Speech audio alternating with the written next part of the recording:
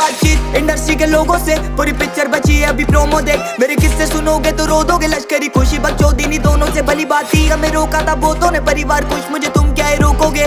बिस्तर बना देंगे नोटों के अगर मेहनत को पैसों से तोलोगे। रुकेगी कलम नहीं जब तक जिंदा, मैं मरूंगी तब तक नहीं कला है जिंदा।